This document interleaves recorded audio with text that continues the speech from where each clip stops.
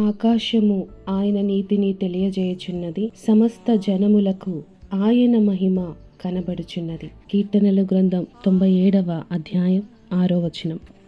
ఆకాశము, అందులో దేవుడు అమర్చిన నక్షత్రాలు, చంద్రుడు, సూర్యుడు, అనేక గ్రహాలు, ఇవన్నీ కూడా ఆయన యొక్క గొప్పతనాన్ని తెలియజేస్తూ ఉన్నాయి, సాక్షులుగా కనబడుతూ ఉన్నాయి, ఆయన యొక్క మహిమను ప్రచురపరుస్తూ ఉన్నాయి.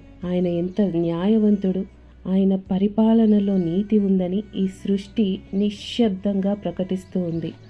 దేవుని మహిమ కేవలం ఒక ప్రాంతానికో, ఒక వర్గానికో, ఒక జాతికో కాదు, కానీ సమస్త మానవాళికి అది కురిపించబడుతుంది. ప్రతి జనానికి దేవుని గొప్పతనం, శక్తి మరియు న్యాయం వెల్లడి అవుతూ ఉన్నాయి. ఈ లోకం దేవుని మహిమను చూసి ఆయనకే కదా స్తుతులు స్తోత్రాలు చెల్లించాలి. ఇంతవరకు ఆయనను తిరస్కరించిన వారందరూ కూడా సిగ్గుపడేటువంటి దినం ఒకటి రాబోతుంది.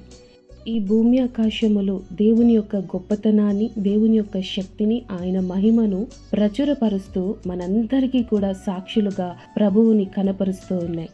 దేవుడు ఏర్పాటు చేసిన సృష్టి అంతా కూడా ఆయనకు లోబడుతుంది. మనుష్యులు కొందరు తిరస్కరిస్తూ ఉండగా ఒక దినము ఖచ్చితంగా రాబోతుంది, వారందరూ సిగ్గుపడేటువంటి దినము. అందరి మోకాళ్ళు ఆయన ఎదుట వంగవలసిందే, ప్రతి నాలుక ఆయనను ఒప్పుకొనవలసిందే. ఆయన రాజులకు రాజుగా, ప్రభువులకే ప్రభువుగా, సర్వలోకానికి అధికారిగా ఉన్నాడని సమస్త మానవాళి అంగీకరించే దినం అతి త్వరలో రాబోతుంది. అయితే మనము ఎంత మాత్రము నిర్లక్ష్యముగా ఉండకుండా ప్రభువు కొరకు సాక్షులుగా జీవిస్తాం. ఆయనను ఎరిగిన మనందరము ధన్యులము గనుక ఆయనను కీర్తించేవారిగా, ఆయనను మహిమపరిచేవారిగా, ప్రభువు సన్నిధిలో ఆయనను కొనియాడేవారిగా ఉందాం. God bless you.